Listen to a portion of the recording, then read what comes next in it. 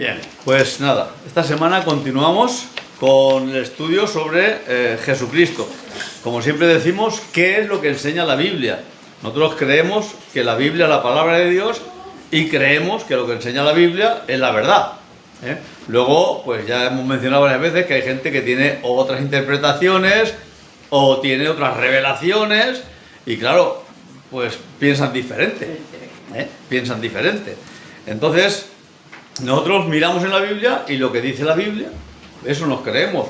Que hay cosas difíciles de creer, ya lo hemos dicho muchas veces, hay cosas difíciles de creer, otras cosas que Dios sabe. Y ya hemos explicado más de una vez eso de que ese rayito de luz que entra por un agujerito, ¿verdad? Y se ve el resplandor, y eso, digamos, es la revelación de Dios, lo hemos dicho otras veces, ¿verdad? Pero es bueno ilustrarlo. Y que si uno quiere mirar al sol directamente, pues te quedas ciego, no ves nada. ¿Qué quiere decir eso? Que, pues no, que la revelación de Dios, que es la Biblia, es ese rayito de luz. Lo que entendemos, lo entendemos, y lo que no entendemos, pues no lo entendemos. Claro, cuando nos vamos más allá, así surgen pues muchas herejías, muchas sectas y muchos grupos religiosos de diferente tendencia. ¿Por qué? Porque a veces se quiere explicar o se quiere ir más allá de lo que dice la Biblia. Bueno, dicho esto, bien, vamos a hacer un pequeñín repaso, muy por encima de lo que hemos dicho ya, ¿verdad? Sobre lo que enseña la Biblia acerca de Jesucristo. Bueno, dijimos que lo que la Biblia enseña acerca de Jesucristo es que tuvo un nacimiento humano. Nació de una mujer, leímos varios versículos donde se nos dice que el Señor nació, creció en sabiduría, en estatura y en gracia para Dios y para con los hombres. O sea, que se desarrolló. Era Dios, pero conforme a la humanidad, Él tuvo que aprender a leer, a escribir, a hablar, a andar, ¿verdad? Porque fue totalmente humano. Eso es lo que nos enseña la Biblia. Dijimos también que aclaramos esto, ¿por qué? Porque ya desde el principio de la Iglesia salieron grupos, ¿verdad?, que decían pues, que la materia es mala, que la carne es mala, y dijimos que cuando la Biblia habla de carne, no habla de carne, de chichi, ¿no? Habla de humanidad, habla de sentimientos, habla de acciones pecaminosas, ¿verdad? No, porque dijimos eso, si yo no tengo brazos ni piernas, no soy menos pecador que el que tiene brazos y piernas. O sea, no está refiriéndose a la carne, sino lo que hay, ese sentimiento de humanidad dentro de cada uno. Bien, dijimos que como humano, que era normal, como tú, como yo, como nosotros, pues él se sujetó a todas las limitaciones de un cuerpo humano, ¿verdad? Entonces, dijimos que poseyó naturaleza humana con cuerpo, alma y espíritu, y hablamos de los versículos donde nos habla de que esta es mi carne, él entrega su espíritu cuando está en la cruz, ¿verdad? Entonces, como cualquiera de nosotros, cuerpo, alma y espíritu. Entonces, Jesús vino a poseer, dijimos, una naturaleza real y totalmente humana. ¿Cómo se come eso? Pues no lo podemos explicar, porque siendo Dios completamente Dios, también era completamente humano. Ahora, Filipenses nos dice que Él se despojó a sí mismo y que no tuvo como cosa que aferrarse, que era igual a Dios. Eso es lo que enseña la Biblia. Entonces, en alguna manera, el Señor, como Dios, dejó a un lado, no hizo uso de lo que tal. Cuando Pedro, ¿sabes que le cortó la oreja? Creo que lo mencionó el otro día, ¿no? Aquel Marcos que venían a prenderle, el Señor dijo, ¿qué te crees tú que si yo quisiera? Ahora diría que viniese una legión de ángeles y vendrían a defenderme. O sea, él sabía que tenía el poder de Dios, sin embargo, él jamás usó ese poder, sino que él se enfrentó al pecado, a la muerte, al mundo, se enfrentó como un ser humano normal y corriente, entre comillas. Normal y corriente, entre comillas. Como dice la Biblia, como un segundo Adán. Adán fue creado perfecto. Adán no tenía por qué pecar. Adán pudo no pecar, pero pecó. Eso también es un trabalenguas que algunos teólogos la lían también con eso, ¿no? Entonces, ellos dicen, si Jesús pudo pecar o si no pudo pecar, ¿verdad? Yo personalmente creo que pudo pecar, pero la Biblia nos dice que no pecó. Pero pudo pecar. Bueno, yo creo que sí, porque si era humano completamente, todos los seres humanos, que son humanos de verdad, pueden pecar. Entonces, claro, te dicen, entonces si hubiera pecado ya no podría habernos redimido. Pues yo creo que no, porque la Biblia dice que solo ese ser perfecto, ese cordero sin mancha, es el que puede limpiarnos de pecado. Ahora, si era humano, esto es otra cosa, esto me he metido aquí en un berenjenal, pero si era humano, podría haber pecado. Algunos dicen, teólogos dicen, jamás podría haber pecado. Eso no podría ser. Bueno, pues ya está. Hasta aquí. Para que tengan noticias, yo les dejo y ustedes ya luego lo piensan, lo miran en internet o hacen lo que quieran, ¿vale? Bien. Entonces, estuvo sujeto a las flaquezas humanas, dijimos, ¿verdad? Tuvo hambre, tuvo sed, tenía que dormir, tenía sentimientos y lloró ante la tumba de Lázaro, o sea, era totalmente humano. Entonces, también vimos que la Biblia nos enseña que Jesucristo es Dios. ¿Y cómo lo sabemos? Porque lo dice la Biblia. Volvemos ahí. Siempre creemos lo que dice la palabra, ¿no? Entonces, la Biblia le llama Dios a Jesucristo. Dice en Juan 1, y el verbo era Dios. En el principio era el verbo era con Dios y el verbo era Dios. Recuerdan que les dije que los testigos de Jehová y cambian un poquito el sentido y dicen un Dios, como un Dios pequeñito, como un Dios menor, ¿vale? Pero no dice eso. Dice, y era Dios. Luego en Hebreos 1:8 dice, más del Hijo, dice, tu trono, oh Dios, por los siglos. Y luego en Filipenses, lo que hemos mencionado, que siendo igual a Dios, no estimó el ser igual a Dios como cosa a que aferrarse. Era Dios. Y también se le llama Hijo de Dios en la Biblia. Él se atribuía ese título y los judíos sabían muy bien que cuando él decía esto, dice en Juan 5:18, se refería a que él era como Dios. Bien. También nos dice la Biblia que en él habita la plenitud de la deidad, ¿verdad?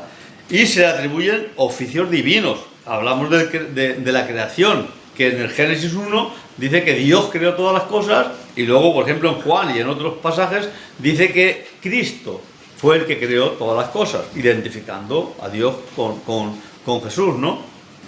Bien. Dice en Apocalipsis 3:14 que en el principio era el verbo, habla del principio de la creación de Dios, que ahí tuvimos también una explicación, ¿verdad?, sobre eso. Bien. También como Dios tenía la autoridad de perdonar pecados. Los judíos lo sabían muy bien, que nadie podía perdonar pecados sino solamente Dios. Y cuando él perdona los pecados a aquel paralítico o a aquella mujer pecadora, los judíos, los fariseos, los religiosos dicen, pero ¿este quién es? ¿Quién puede perdonar pecados sino Dios? Y él le dice, pues para que veáis que tengo poder, le voy a decir, ¡pum! Y le dice y se levanta el paralítico, ¿de acuerdo? Bien. Hablamos de que tiene el poder de resucitar a los muertos y de que Jesucristo, poseía atributos divinos. Es inmutable, dice la Biblia, es omnipotente, según la Biblia, dice Apocalipsis 1:8, yo soy el alfa y la omega, el principio y el fin, el todopoderoso. O sea, y el todopoderoso solo es Dios, no hay nadie más que sea el todopoderoso, ¿verdad? Luego también hablamos de la omnipresencia. Jesús dijo, donde hayan 2 o 3 en mi nombre, ahí estoy yo. Entonces, la omnipresencia, que es un atributo solo divino. Bien, y ahora vamos a la página 9. La página 9. Donde vamos a hablar de la definición que dice la Biblia, que significa que es la muerte de Cristo. ¿Qué es lo que ocurre? ¿Por qué Cristo muere? ¿Y qué significado tiene eso para el ser humano y para el universo y para todo, ¿no? Entonces, nos dice la Biblia que la muerte de Cristo es un rescate. Ahí también los teólogos tienen dos variantes. Unos que dicen que es un rescate que se paga a Satanás y otros dicen que es un rescate que se le paga a Dios, ¿verdad? Hay que pagar un precio, somos esclavos del pecado y hay que pagar un precio. ¿A quién se le paga? Dicen unos, pues al diablo, ¿verdad? Yo personalmente creo que se le paga a Dios, porque es a quien hemos ofendido, es a quien le pertenecemos, ¿verdad? Hay una historia hace mucho tiempo, que yo me acuerdo que había unos folletos que repartíamos, que hablaban de un niño que había en una tormenta, tenía un barquito, se le fue, se le perdió, se lo llevó la tormenta y al tiempo lo encontró en una tienda, ¿verdad? Y se lo compró otra vez. Se lo compró aquel señor que vendía en la tienda y le decía al barquito, ahora tú me perteneces 2 veces. Te creé, lo creó con su papá y ahora te he vuelto a comprar, ¿no? Bueno, pues, ¿para quién es el rescate? Para Dios, y lo vamos a ver, ¿no? Lo que yo creo. Mateo 20:28 dice, el Hijo del Hombre vino a dar su vida en rescate por muchos. Hay algunos que dicen por todos, ¿verdad? O sea, como si creer no fuera necesario, ¿no? Como si creer no fuera necesario. Cuando la Biblia habla con toda la claridad que dice que el que creyere y fuere bautizado será salvo. Pero, como siempre decimos, hay quien tiene revelaciones más grandes y más, han visto más. El agujero ese por donde entra el rayito de luz es súper grande y ellos saben más que nadie, ¿verdad? Y entonces, bueno, pues hablan, hay algunos grupos, ¿verdad?, que se llaman universalistas, y estos creen que todo el mundo se va a salvar, que Dios es bueno, que Dios pone esas cosas en la Biblia, pero que realmente Dios no va a perdonar a todos, seamos malos. Digo, pues bueno, pues bien, tú confía, y luego cuando vayamos ahí, la Biblia nos habla claramente, habrá un juicio, y cada uno será juzgado según lo que entendió y según lo que creyó, ¿verdad? Porque no va a juzgar al Señor igual, por ejemplo, a una niña, un niño con síndrome de Down, que a una persona con su capacidad completa, ¿verdad? El Señor va a ver todo eso. O sea, la Biblia dice claramente que los niños son de Dios, que no necesitan convertirse, porque son de Él. Bien, hace unos días, vi una película con mi esposa que estaba basada en un libro que yo leí hace muchísimos años, que se llamaba Desapariciones misteriosas, ¿verdad? Y es, cuando venga el arrebatamiento, el Señor se llevará, y dice que mucha gente se quedará sorprendida porque habrá desapariciones, desaparecerá la gente, ¿no? Habrá uno en la cama, uno se ha tomado y otro se quedará, ¿no? Y el enfoque era así, ¿no? Y lo primero que se vio es que todos los niños se fueron con el Señor. ¿Tienes el estudio o no? Sí, ese es. Estamos en la página 9. En la página 9. Bien. Entonces, bueno, ahora ya vamos a seguir. Vamos a avanzar, si no, no pasamos. Vale. Entonces, el Hijo del Hombre vino a dar su vida en rescate por muchos. En primera de Pedro dice, fuiste rescatados con la sangre preciosa de Cristo. En primera de Timoteo dice, el cual se dio a sí mismo en rescate por todos. En Gálatas 3:13 dice que Cristo nos redimió de la maldición de la ley, hecho por nosotros maldición. Luego, la muerte de Cristo como un rescate. La Biblia dice que es un rescate, que hay que pagar un precio para poder sacarnos de la esclavitud del pecado, ¿verdad? Bien, entonces es lo que en el libro de Job, ¿verdad? Cuando él dice Job, yo sé que mi Redentor vive. El Redentor era la figura de un familiar cercano que tenía posibilidad de rescatar a un hermano, a un familiar suyo que estaba siendo esclavo. Entonces, ese Redentor es el que pagaba el precio que era necesario para que ese fuese liberado. Entonces, el rescate es esa redención, que alguien paga el precio para que tú puedas ser libre, ¿vale? Bien, también la Biblia nos dice que la muerte de Cristo es como una propiciación. Y esa palabra propiciación viene del Antiguo Testamento. El propiciatorio era, saben ustedes que el arca del pacto, ¿verdad?, tenía arriba una tapa con 2 querubines y tal, ¿verdad? Entonces, esa tapa se le llamaba propiciación.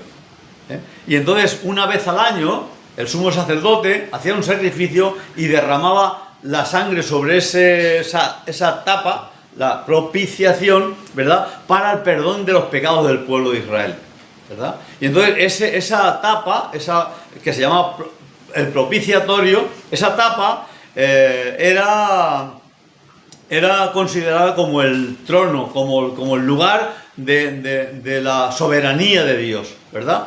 y ahí se derramaba la sangre para el perdón de los pecados del pueblo de Israel. Bien, entonces en Romanos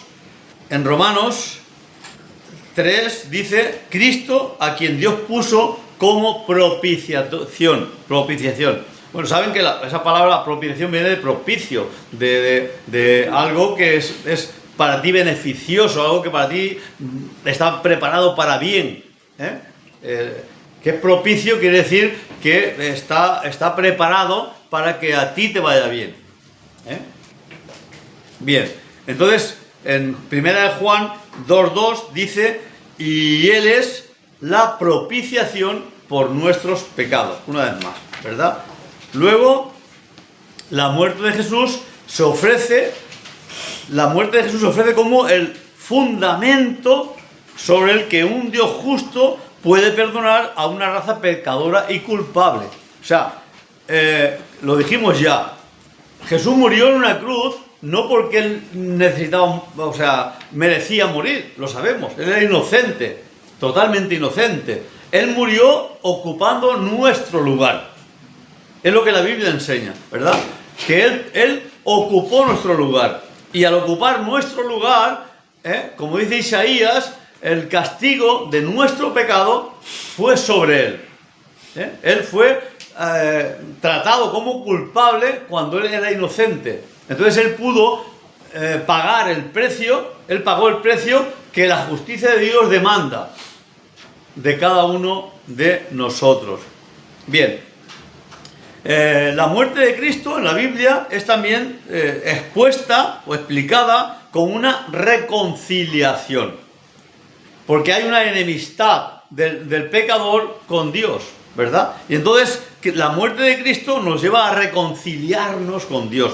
Dice en Romanos 5:10: porque si siendo enemigos fuimos reconciliados con Dios por la muerte de su Hijo, ¿cuánto más? Dice después, ¿no? O sea, que fuimos reconciliados por la muerte de su Hijo cuando nosotros éramos enemigos de Dios.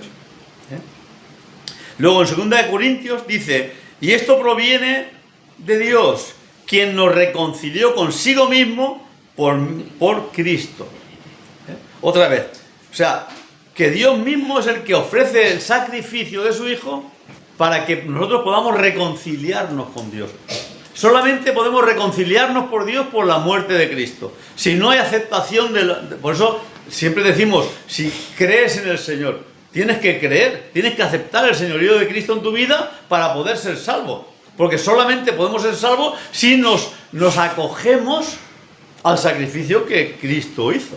Si no, nunca podremos ser salvos. Por muchas obras buenas que uno haga, por muchos sacrificios, por mucha entrega, por mucho lo que tú quieras, no va a haber salvación si no nos acogemos a Cristo. Por eso Cristo murió.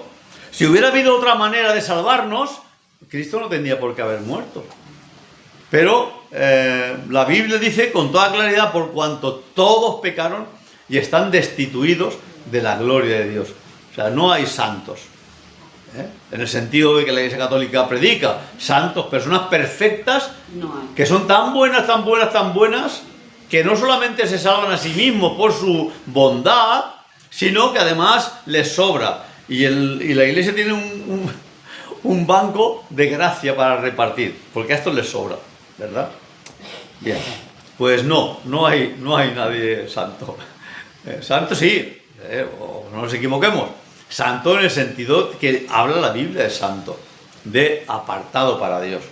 Y luego crecemos en santidad o en limpieza de vida. Decimos santidad, pero nos referimos a limpieza de vida, a más consagración para Dios. Eso es lo que entendemos por santidad. Pero santidad significa apartado para Dios. Y somos apartados para Dios en el momento que de verdad creemos en Cristo. En ese momento somos santos. Y lo vamos a ver, que lo dice la palabra también, ¿verdad? Bien. En 2 Corintios hemos leído, en Efesios 2:16 dice: y mediante la cruz reconciliar con Dios a ambos. Está hablando del pueblo judío y del pueblo gentil, ¿verdad? Hablando en el sentido de que tanto judíos como gentiles tienen que ser reconciliados solamente por la sangre de Cristo. Muy bien. Entonces el mensaje de todos estos pasajes que hemos leído es que nosotros somos reconciliados con Dios por la muerte de Jesús en la cruz. Solamente. Solamente. Solamente. Bien. También la Biblia nos dice que la muerte de Jesús en la cruz fue una sustitución. O sea, Él ocupó nuestro lugar. Dice Isaías 53:6, ese pasaje tan bonito y tan precioso. Dice, mas Jehová cargó en Él el pecado de todos nosotros. Es más largo, ¿verdad? Podemos leer lo que es un pasaje precioso. Sí. Y luego en Primera de Pedro, capítulo 2, verso 24, dice, quien llevó él mismo nuestros pecados en su cuerpo sobre el madero. Él cargó con nuestros pecados. Por eso dicen, claro, los que interpretan un poquito la Biblia, los más eruditos, dicen que por eso Dios, cuando Jesús murió en la cruz, que murió, dice que el Padre apartó su rostro de él, porque fue tan tremendo, tan horrible, el pecado del mundo entero sobre Cristo, que el Padre se tuvo que... por eso Jesús clama, Dios mío, ¿por qué me has abandonado? ¿Por qué me has abandonado? Porque en ese momento fue el único momento en que Dios no estaba con él. Porque todo el pecado del mundo fue cargado sobre él. Así pues, Él llevó nuestros pecados en la cruz, de aquellos que creen en Él. ¿De acuerdo? Bien. Y dice en 2 Corintios, al que no conoció pecado, por nosotros lo hizo pecado. Él no conoció pecado, sin embargo, lo hizo pecado. Entonces, esto nos habla la historia del Cordero Pascual, ¿verdad? Que ilustra el significado de esta sustitución. Dice en 2 Corintios, voy a leer porque tomo unos pequeños apuntes aquí. Dice en 1 Corintios 5:7 dice, limpiaos pues de la vieja levadura para que seáis nueva masa, sin levadura como lo sois, porque vuestra Pascua, que es Cristo, ya fue sacrificada por nosotros. La Pascua, sabéis que es la celebración posterior de aquel hecho que ocurrió en Egipto cuando vino la plaga de la muerte de los primogénitos y Dios les dijo sacrificar un cordero y pintar con sangre el dintel de la puerta para que la muerte pase. Entonces, esa era la figura, que la sangre de Cristo hace que la muerte pase. Mereceríamos también morir como los demás, pero es la sangre la que hace la diferencia, ¿verdad? Entonces, dice en Juan 1, 29 y 36, ahí sabéis que está Juan el Bautista bautizando a la gente, y cuando Jesús viene directo a él a ser bautizado, él lo señala y dice, he aquí el Cordero de Dios que quita el pecado del mundo. O sea, este es el Cordero de Dios que quita el pecado del mundo. Cristo. Entonces, se habla como la Pascua, ¿verdad? También vamos a ver sobre las consecuencias las consecuencias para nosotros y para el mundo de la muerte de Cristo. Bien, en primer lugar, quita la enemistad que existe entre Dios y el hombre por la causa del pecado. Romanos 5:10. Siendo enemigos, nos reconcilió con Dios por la muerte de su Hijo. Entonces, quita esa enemistad, permite la comunión, permite el acercamiento. Es lo que la palabra de Dios muestra cuando dice que cuando Jesús murió en la cruz, ¿qué ocurrió? ¿Sabéis lo que ocurrió en el templo, no? Que el velo se rasgó y dejó entrada libre al lugar santísimo. Antes nadie podía pasar al lugar santísimo si no era primero santificado. No podía entrar nadie ahí. Solo el sumo sacerdote entraba, pero nadie podía entrar. Pero cuando Cristo muere, ese velo es rasgado y el simbolismo es que nos ha dado acceso a entrar a la presencia de Dios cuando antes de ninguna de las maneras podríamos hacerlo, ¿verdad? En Colosenses 1:20 nos dice que éramos extraños y enemigos y ahora nos ha reconciliado. Eso sí que lo sabemos y es algo que deberíamos practicar, la reconciliación, porque hay muchos enfados, hay muchos roces, hay muchas enemistades, ya aquí hablando del nivel humano, ¿verdad? Y reconciliarnos quiere decir que, bueno, que dejamos a un lado todas las rencillas, todos los problemas, todo lo que se dijo mal y tal, y volvemos a estar juntos como si nada, ¿verdad? Pues eso, es lo que hace el Señor al morir en la cruz. Además, la muerte de Jesús, decimos en el punto 2, neutraliza el poder de Satanás sobre la raza humana, sobre los creyentes.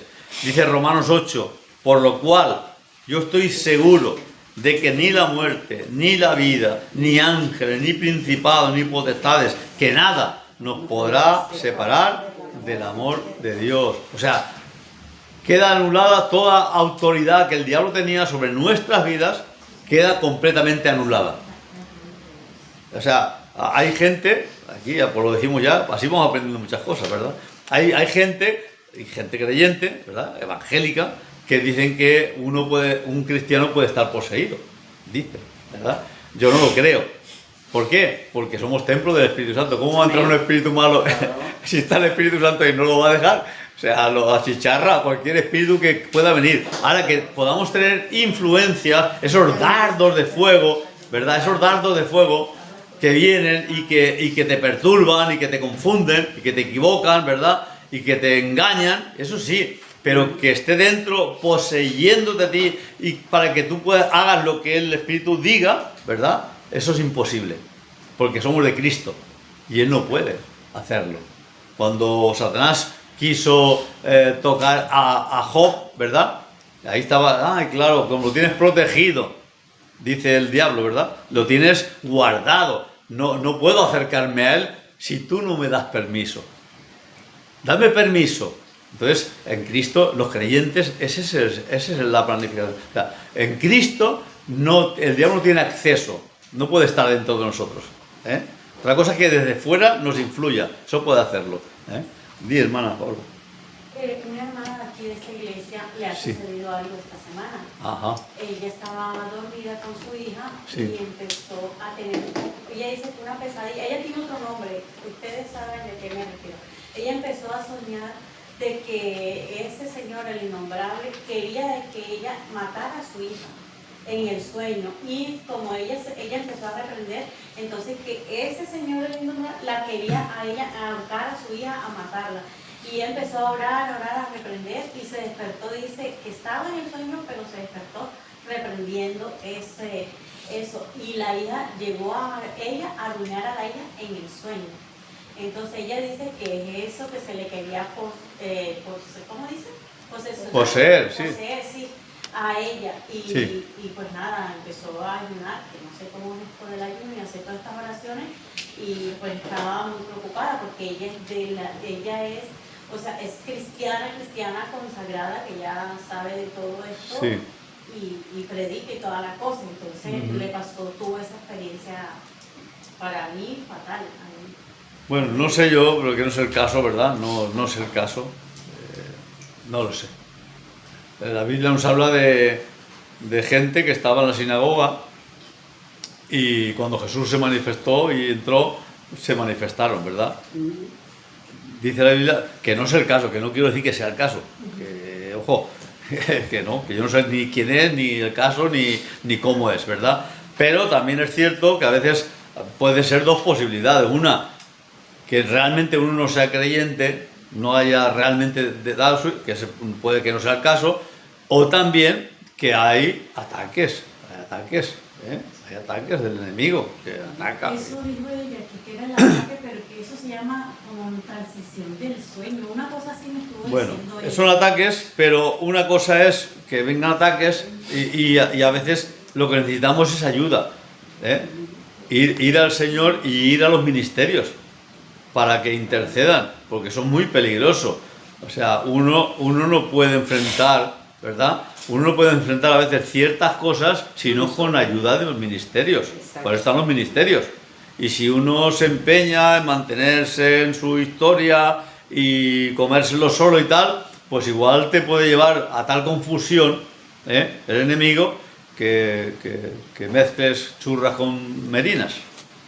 Claro. Cosas que son de Dios y cosas que no tienen nada que Dios. Yo digo Y, que ella sí es cristiana porque yo la he visto aquí predicando. sí, bueno, que por gloria de Dios, quizá, no, y seguramente será cristiana, yo no digo que no lo sea, pero que eso es, bueno, no es la clase, pero es una cosa para que ustedes lo tengan en cuenta, ¿verdad? Entonces yo, personalmente, si yo soy templo del Espíritu Santo, aquí no puede haber nada tal, ¿eh? Luego hay por los que van matizando. Es que estas cosas son muy delicadas, Claro. porque la gente matiza. Entonces, no, es que lo que se posee, dicen otros, es el alma. El alma son los sentimientos, es esa parte espiritual, pero que no es tan espiritual, que está entre medio de carne y espíritu, ¿verdad? Y entonces se poseen. Yo no creo eso. Confusión. Yo soy uno, cuerpo, alma y espíritu. Yo soy uno. Estos tres soy yo. No soy uno, un trozo por aquí de color verde, otro por allá de color amarillo y otro azul. Eso es lo que yo creo. Porque creo en la palabra, lo que dice la palabra. Yo soy uno. Yo soy cuerpo, alma y espíritu. Ni me puede poseer el cuerpo, ni me puede poseer el alma, ni me puede poseer el espíritu. Entonces, cuando está cristiano, no se le mete No, nada de estas cosas. no debemos admitirlo. O sea, el diablo puede venir con pensamientos. Tentaciones pueden llegar. pero Claro, no lo con tienes pensamientos, que con rechazar. ideas, con tentaciones, ¿vale? Pero no tal. Entonces, dice la Biblia, resistid al diablo y huirá de vosotros. Exacto. Resistirlo. Claro, si yo lo dejo y me dejo, es que Ahí eso, le claro, vuelve yo, la cabeza y se queda. a mí estas personas que me ha pasado varias veces, como pastor me ha ocurrido, ay, es que soy débil, es que yo soy así. Pues vale, pues no, ¿cómo que yo soy así? Si yo soy así, yo soy así. No es que la Porque está grabando, si no contaría alguna cosa, no voy a contar. Vale, vamos, seguimos, ¿vale? Seguimos. Bien, por la muerte de Jesucristo, los creyentes somos justificados. ¿Qué quiere decir justificados? Justificado no es justo. No es que somos justos. Justo es uno que es perfecto, uno que no tiene de qué condenarse, ¿vale?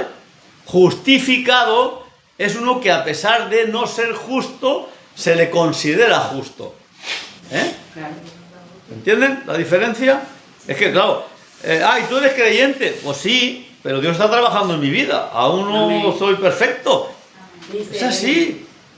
Es así. Bueno, y el que quiera ser perfecto, pues que levante la mano. No somos perfectos nadie. No somos justos. Somos justos en el Señor porque Él nos hace justos, nos declara justos, ¿verdad? Pero no es que seamos perfectos. Bien. Dice Romanos 5:9, estando ya justificados en su sangre. ¿Esto qué quiere decir?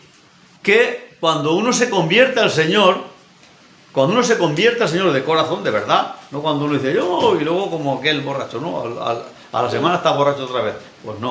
O sea, cuando uno se convierte de verdad, uno es justificado. ¿Por qué? Porque Cristo ha derramado su sangre, ha ocupado nuestro lugar y ha muerto en una cruz. Y Dios nos ve a través de Cristo. Y nos ve perfectos. No nos ve defecto ninguno. No nos ve ningún defecto.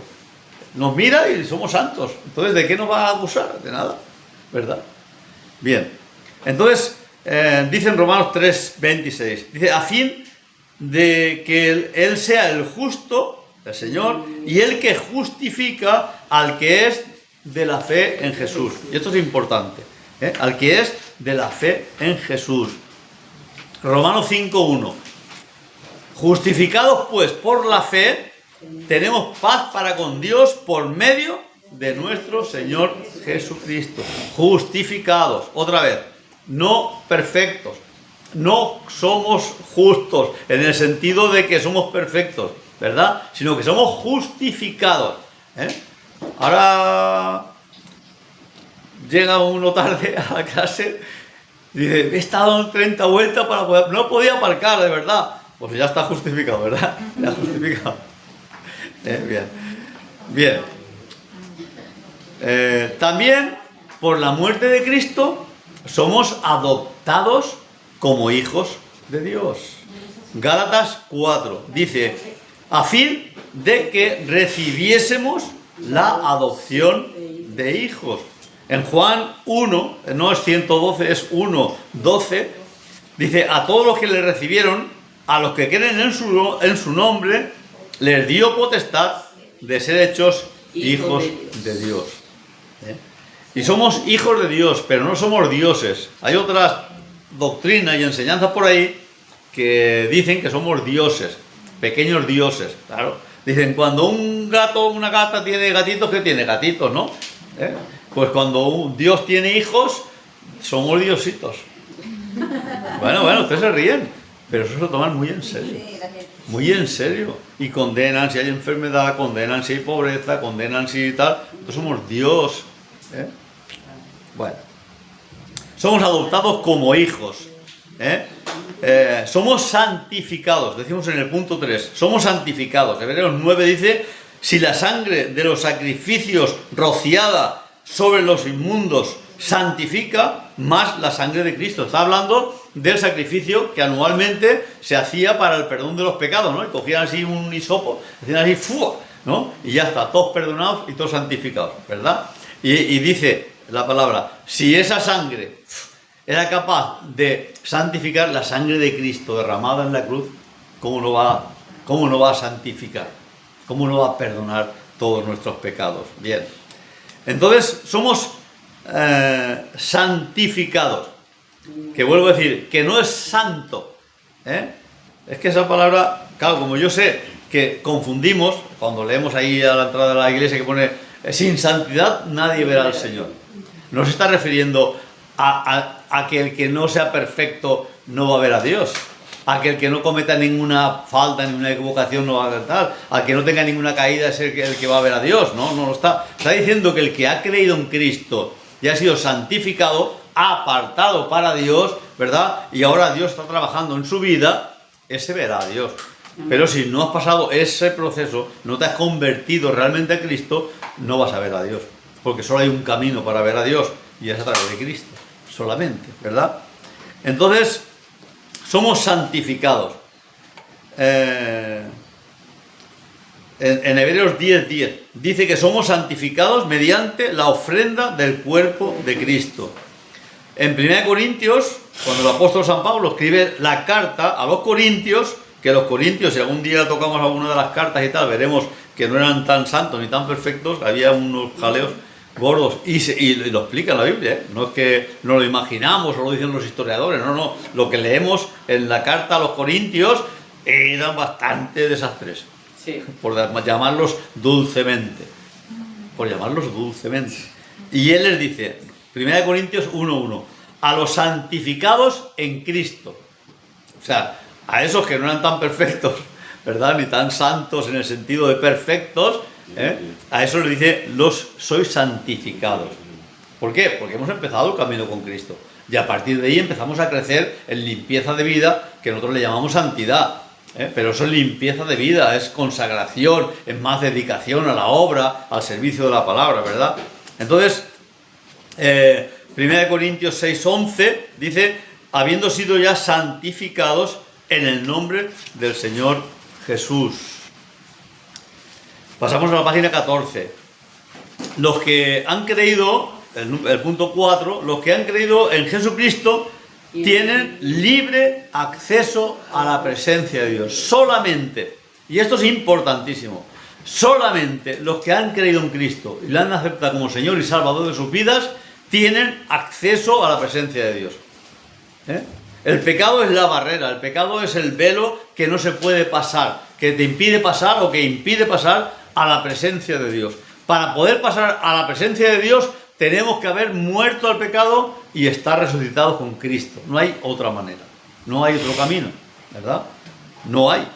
Entonces, Hebreos 10 y 18 adelante, dice, teniendo libertad para entrar al lugar santísimo por la sangre de Jesús. Por eso yo explico muchas veces cuando hacemos una oración y siempre terminamos diciendo en el nombre de Jesús. ¿Por qué decimos eso? Porque solamente en el nombre de Jesús tenemos acceso a Dios. O sea, yo voy, a mí me mandan la iglesia, por ejemplo, a hacer una gestión al ayuntamiento y me da un documento donde dice que yo voy en nombre de la iglesia. Entonces a mí me reciben como si yo fuese la iglesia. Exacto. Yo tengo la autoridad de la iglesia porque lo dice, me lo han dado en un papel de la iglesia, que yo voy en nombre de la iglesia representando a la iglesia. Entonces, tenemos entrada al lugar santísimo solamente porque la sangre de Jesús está sobre nuestras vidas, ¿vale? El punto 5 dice que los que han creído en Cristo han vencido al temor a la muerte. Esto es maravilloso, ¿verdad? Porque cuando uno no es creyente, cuando uno ignora, cuando uno solamente ve lo que hay aquí y piensa en que todo se va a acabar y que la familia y que no sé qué, ¿verdad? Pues la gente tiene miedo a morir, ¿verdad? De normal. Pero como creyentes, yo sé que ustedes también, pero yo digo por mi propio testimonio. Claro que a lo mejor es cuando esté enfermo, si me pongo malo igual me da más miedo, ¿no? Pero ahora mismo no tengo ningún miedo. Igual luego sí, no lo sé, ¿verdad? Pero ahora mismo yo estoy tan tranquilo, ¿verdad? Como creyentes tenemos paz, incluso de pensar. Yo sí lo pienso muchas veces, digo, bueno, 74 años tengo. Yo cuando oí a alguien decir siempre la edad, digo, siempre está diciendo la edad. Pues ahora lo digo yo a cada momento, se ve que es cosa de viejos ya, eso de repetir la edad y todas esas cosas. Bien, pues yo digo, pues no sé, yo voy dando vueltas, a veces voy al cementerio, acompañar a un entierro, lo que sea, y veo ahí 80, 75, 64, 93, digo, pues por ahí caemos todos. por ahí caemos todos, ¿no? Bien. Hay una señora que tiene 88 años y dice que tiene su juventud acumulada. Bueno, esa vivirá más. Bien, decimos que los que han creído en Jesús han vencido el temor a la muerte. Y dicen en Romanos 8, que hemos leído esto, que ni lo alto, ni lo bajo, ni lo profundo, ni lo porvenir, nada nos va a apartar del amor de Dios, nada. Y en 1 Corintios dice, ¿dónde está, oh muerte, tu aguijón? Claro, porque el pecado era, el temor era el pecado, el temor es que es la condenación, el pecado es lo que nos lleva a la condenación, pero cuando ya hemos sido salvos en Cristo, ya ese temor no está, ¿verdad? Ya sabemos que tenemos la puerta abierta. El Señor dijo, voy a preparar un lugar, y allí en el cielo hay ya lugar. En la casa de mi Padre muchas moradas hay. Si así no fuera, yo lo hubiera dicho. Oye, ir juntándolos, que hay 250.000 puestos y los demás ya no más. Ir preparando, pelearos para ir los primeros. No dijo eso, no dijo eso. A todos los que le recibieron. Entonces dice Filipenses 1:21, para mí el vivir es Cristo y el morir es ganancia. Entonces, lo que la Biblia enseña, lo que nosotros somos en Jesucristo, lo que somos en Jesucristo. Y una ojeada a las muchas veces que ocurre la expresión en Cristo, en las epístolas de Pablo, nos revelará algo de las riquezas de la vida que los hijos de Dios tienen y pueden disfrutar por la fe. Entonces, la Biblia nos dice, ¿verdad? Romanos 3:24, que nuestra redención es en Cristo Jesús. Dice, siendo justificados gratuitamente por su gracia mediante la redención que es en Cristo Jesús. En Cristo Jesús. Solamente en Cristo Jesús. Y es gratuita. Gratuita no quiere decir barata, porque algunos confunden y algunos incluso acusan. Cuando no decimos somos salvos por gracia, acusan, ¿verdad? Es que tenéis una gracia barata. No es barata, muy cara, ¿verdad? La sangre de Cristo. Dios encarnado, muriendo en una cruz. Bien. Romanos 6:11 dice, nos consideramos vivos en Cristo en contraste con las personas que no tienen a Cristo. Cuando no teníamos a Cristo, estábamos muertos en nuestros pecados. Dice, así también vosotros consideraos muertos al pecado, pero vivos para Dios. ¿Dónde? Cristo Jesús. En Cristo Jesús. Efesios 2:1. Y Él os dio vida a vosotros cuando estabais muertos en vuestros delitos y pecados. Gálatas 3:26. Somos hijos de Dios por la fe en Cristo. Dice, pues todos sois hijos de Dios por la fe en Cristo Jesús. 1 Corintios 1:2. Somos santificados en Cristo, dice la palabra. A la iglesia de Dios, dice el apóstol San Pablo, a la iglesia de Dios que está en Corinto, a los santificados en Cristo. Y Romanos 12:2 dice que somos un cuerpo en Cristo. Así nosotros, siendo muchos, somos un cuerpo en Cristo. Cuando alguien dice tú no, ¿verdad? Está yendo en contra de lo que dice la Biblia.